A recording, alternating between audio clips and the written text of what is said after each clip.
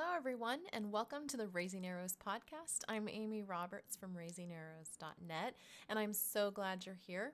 Today, we're going to jump into surviving homeschool conventions, and in particular, the vendor hall. I know that homeschool convention season is upon us. In fact, I'm going to a couple of homeschool conventions myself, and I know from past experience that that vendor hall can be absolutely overwhelming. So I'd like to share with you today some tips and tricks for surviving that vendor hall, making it a little less frightening, and actually getting in and out with exactly what you wanted. I am a big fan of homeschool convention vendor halls, and the main reason for that is because that is a place where you can actually get your hands on the curriculum. You can look at all the reviews online, YouTube videos, you can look at the website and all of that, but you're never going to quite get a good feel for that curriculum until you have it in your hands.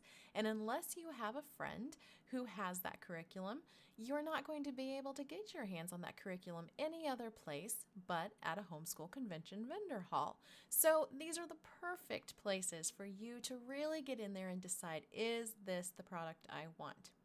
Now, before you go to the vendor hall, I am certain you're going to already have a massive list of all the things you're looking for at this convention. I'm sure that you've gone through math and reading and all of those. You already have a list. I'm not going to bore you with how to make a list because you already know how to make a list and you've already probably done tons of research.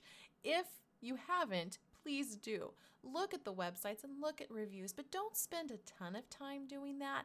Just kind of get a feel for this is what I think I want, because once you have that product in your hand, you're probably going to very quickly figure out whether or not that was truly the product you need for your child.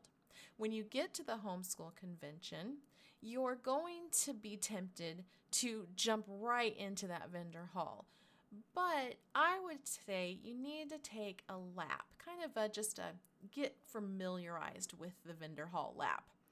You can even do 2 or 3 laps. I've done that before, especially in the really large vendor halls where you can almost get lost in all those aisles and all those booths. And you have a really hard time like even getting your bearings as to where the entrance and exit were. So take a lap or two. Give yourself about 20 minutes if you can to really get a feel for where certain booths are, especially those that you've already put some time and research into. Find those. You can find them, of course, on the map, but it's even better to go quickly and just see if you can find it and put eyes on it. And walk around the rest of the vendor hall. Think about some of the things that are on your list. You're going to find that there is a lot of overlap in convention vendor halls. There are products that are carried by several different companies, and they're going to be different prices potentially. So kind of get a feel for that. Is the math workbook that you're looking for over here the same price as it is over here? Is it a better price? Perhaps you get a better deal if you buy more. Or maybe this other booth doesn't have it on hand, but they can drop ship it for free, and you have some other things you want as well. So you're going to kind of get that feel. Familiarize yourself with this humongous place they call the vendor hall so that it's a little less scary to you when you actually do go to purchase things. I don't recommend you purchase everything on the first day. I just don't think that's a good idea. In fact, I really hesitate to even tell you to purchase anything on the first day, except I do realize there are things that you may feel like if you don't purchase it right now, you're not going to remember to get it, or perhaps they'll run out, or maybe your budget will run out and you will find that, oh, I didn't get the math workbooks I really was coming here to get, and I walked away with everything else and I didn't get that. So I do understand to an extent, especially if you already have set curriculum that you're using that you love, and you're just going there to make sure that you pick that up. Now, that's going to be more the veteran homeschool mom who already knows what she's using. For instance, I'm back to good old math. I know exactly what I'm using for math. I can go in and I can get out with exactly what I was looking for. I don't even have to think about it. But for you new homeschool moms who maybe don't yet know exactly what kind of product you're looking for, this would be a really good time for you to just kind of breathe it all in, soak it all in, don't buy, look at each individual product that someone has told you about or you've researched online before you commit to that one product that you're going to use all year long as your curriculum. Just a little hint here too. If you buy something that you find you don't want to use all year long, it's okay.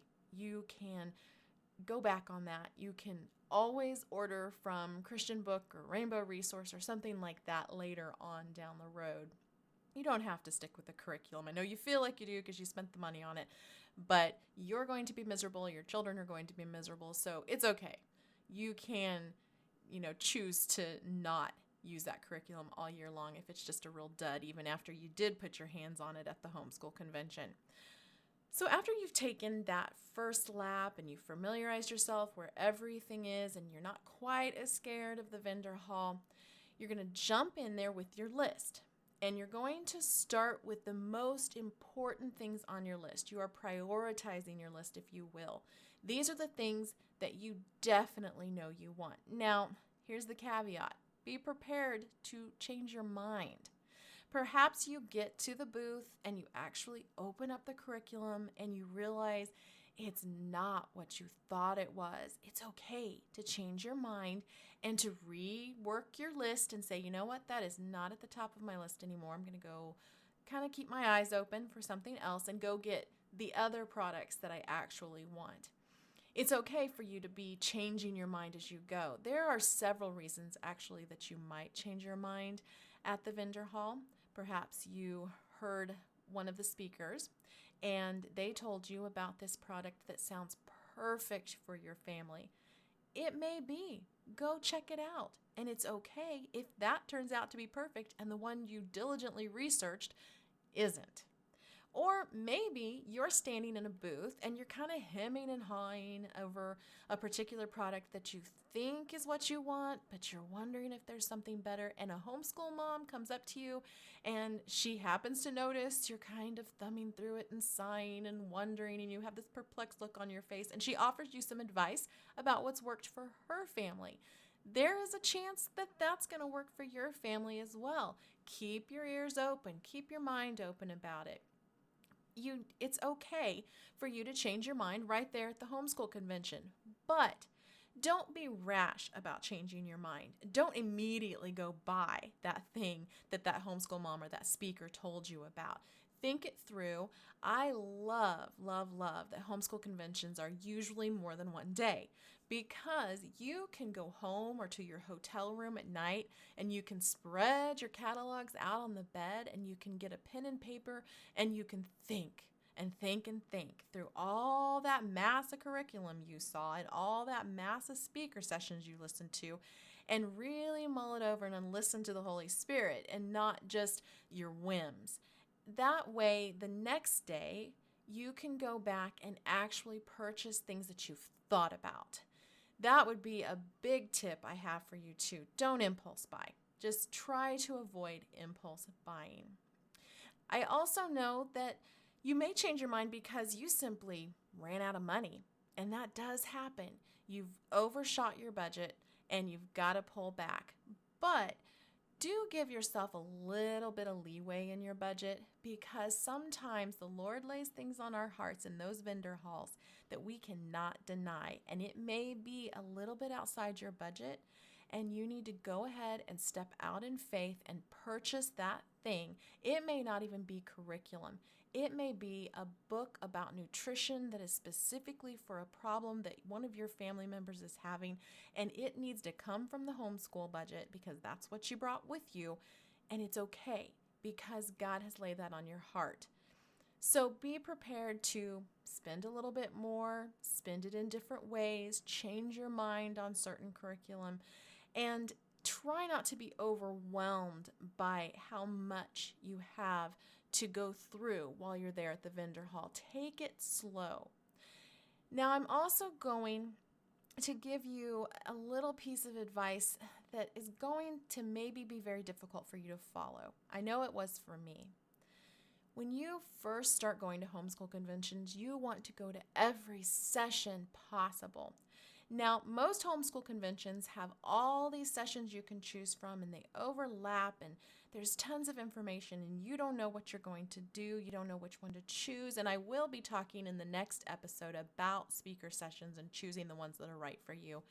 But you're still going to struggle. You're still going to look at that convention schedule and think you want to go to everything. And that's fantastic. That means this convention has been put together very well.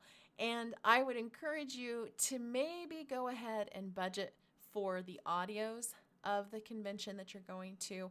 I have found that I have gone time and time again back to the audios that I purchased years ago because something struck a chord later on, or I wanted to listen to that session, but I wasn't able to at the time. And I'm so glad that I did go ahead and buy the audios because they had some information in there that I really needed. But that little piece of advice I want to give you that you may not want to follow is that you may have to skip a class altogether to shop. In fact, I think it would be a good idea if you skipped a whole session and went to the vendor hall, because during the time frames that homeschool conventions allow you to shop, that little window that they have that says shopping or something along those lines, everybody's shopping then. Everybody is going into that vendor hall, and it's a big mass of people, and you are going to not get the service or the one-on-one hands-on with the curriculum. You're not going to be able to move very freely in the vendor hall. And it's going to be a lot harder for you to really pay attention to what you're buying and if it really is what you want. You're going to feel a little more frantic, if you will. But if you skip a session and go down to the vendor hall when everybody else is in a session, you will find that there are not nearly as many people. You may actually get to speak one-on-one with the author of one of the books or curriculum you're actually looking at. You can easily move from booth to booth and not feel overwhelmed by it all because there's just not as many people vying for space and time.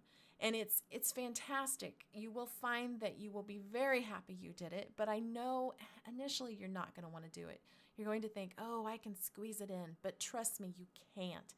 It really is beneficial to just go ahead and choose a block of time, even if you have to buy just that audio because you haven't put aside the money to buy the entire audio set. But if you could just buy that one or two audios that you miss and go ahead and go down there and shop, that is going to be extremely beneficial to you. Another huge piece of advice I'm going to give you is just remember the fact that curriculum is heavy. Those books are heavy, and they get heavier as the day goes on. You are not going to be able to walk around the vendor hall and the speaker sessions with just a couple of bags. It is going to become exhausting and you're going to be weighed down. I always say have a pack mule with you when you go to homeschool conventions. And sometimes the pack mule is my husband, but I try not to make him have to carry everything. It's really nice if you can have like your stroller. Take your stroller along. It's great if your stroller has one of those little baskets underneath, or even if you don't have the baby with you, take a stroller. It's fine. Nobody cares. There's also those little wheelie cart things. They're like a crate that sits on this, I don't know, this cart, kind of grocery cart thing, and you can wheel it around. I'm going to put a link in the show notes at raisingarrows.net/podcast. This is podcast number 002. You will find some links there to the different things that I mentioned throughout this podcast, but I'm going to put a link in there to one of those wheelie carts because they really are cool. I don't own one, but they really are cool, and I should probably buy one. But you just put your stuff in that crate and you can carry it around and you can take it to the speaker sessions with you. It's a great place to put your notebooks and pens that you may be using throughout the speaker sessions as well.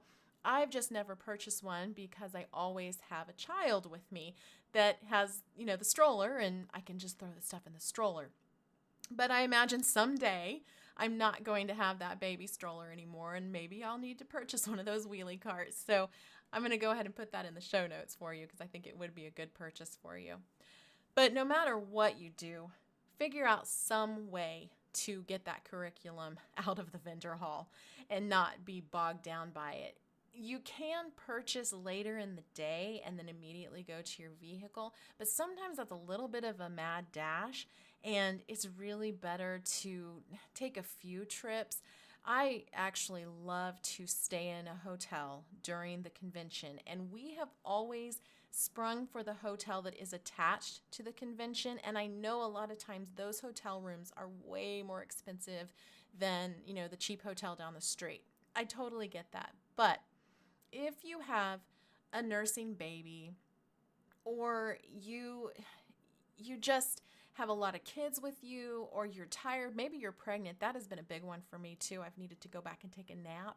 It is so convenient, especially with all that curriculum, to be able to go back to the hotel room that's attached to the convention, put your books down, take a rest, feed the baby, whatever it is you need to do, and you don't have to leave the premises.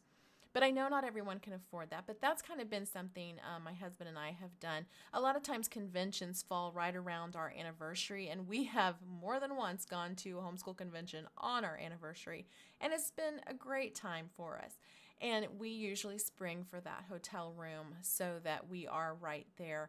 And it's always been a really nice thing. We've never, ever regretted having that hotel room so readily available to us. All right, so you've gone into the vendor hall, you've taken your 20-minute or so walk around it, and I make this sound really calm, but it's really not. It's kind of this frantic looking around, trying to soak it all in. So I totally understand if you feel completely overwhelmed even after you've taken that walk around the vendor hall. But now you feel like maybe you're ready to make some purchases, and you've done that, and you've got your bags, and you've got your pack mule, and you've taken those things home. There are a few tips that I want to give you that involve taking that curriculum home that you got at that vendor's hall. First of all, if you find that there is a convention special and you want to impulse buy and you're just not very sure about it, do remember, and you can ask the individual booth owners, but do remember that a lot of times for a week or two after the convention, they will honor any convention specials they had. So keep that in mind. Ask them, because then you don't have to impulse buy. And usually companies do like to go ahead and honor those convention specials. But once you get your curriculum home and you've decided whether you want to purchase something that you didn't actually buy there, but you saw and you thumbed through, and now that you've had a little breathing room, you would like to buy it, you kind of have this mass of curriculum that you bring home from the vendor hall, and it can be a little overwhelming. I remember being so excited about my purchases and wanting to thumb through everything on the ride home, and then getting it all home and dumping it on the kitchen table and thinking, oh no, what am I going to do now? I have to actually use this stuff. And sometimes some of that curriculum didn't end up getting used very long. It was really exciting at the time, and I really thought it was something I was going to be able to fit into my day, but then I realized I couldn't. And that is something about vendor halls, that kind of vortex that vendor halls become, where you see products that you really think you're going to fit in. These are the extra products sometimes, or the product that you didn't research, but when you got there it was perfect. You were just sure it was perfect. And you get it home, and either you can't fit that particular subject into your day. Perhaps let's just call it music appreciation. You are gung-ho to do music appreciation this year, and you've got this great curriculum you picked up at the homeschool convention in the vendor hall, and you're so excited about it. However, you get it home, you do about 2 weeks worth, and you realize it does not fit into your life at all. What do you do with that curriculum then? Do you just let it collect dust? Well, you have a few options. You can kind of mull it over and decide to keep it. Maybe someday, later on down the road, you will be able to use it.